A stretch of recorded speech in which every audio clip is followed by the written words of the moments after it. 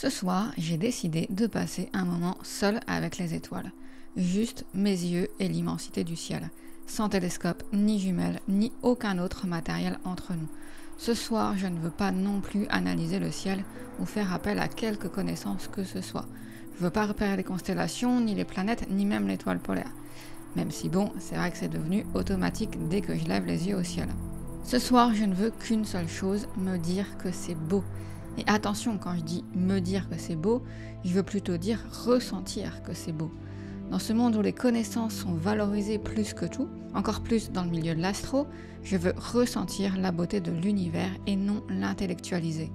Je veux me fondre dans l'infini de ce ciel noir d'encre. Alors non, je ne dis pas que les connaissances c'est mal. Je suis capable de me perdre pendant des semaines dans le peaufinage de mes réglages PHD2 et l'optimisation de mon RMS. Les connaissances techniques sont utiles pour améliorer nos astrophotos. Et puis, avouons-le, si vous êtes comme moi et que vous avez tendance à tout intellectualiser, vous adorez apprendre de nouvelles choses.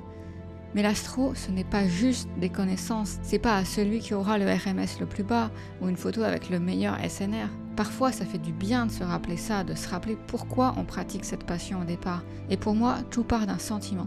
Le sentiment que je ressens quand je lève les yeux sur un ciel étoilé. Ça, c'est ce qu'il y a de plus profond. C'est bien plus profond que toutes les connaissances réunies.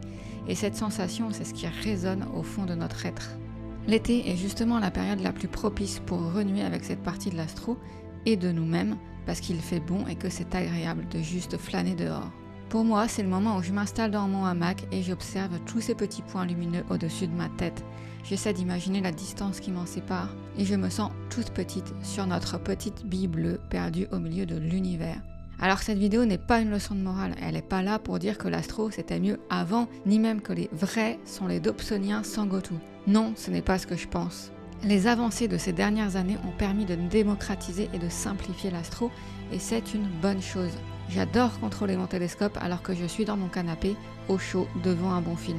Mais voilà, cette vidéo c'est juste une petite piqûre de rappel pour les personnes comme moi qui sentent qu'il y a quelque chose de plus profond que la technique dans notre passion, mais qui tombent facilement dans la surintellectualisation et finissent par l'oublier. Alors parfois, plutôt que de garder les yeux rivés sur nos écrans, à surveiller nos courbes de guidage, peut-être qu'on devrait de nouveau lever les yeux au ciel et contempler ce que nos télescopes observent. Alors cet été, n'oubliez pas de garder la tête dans les étoiles.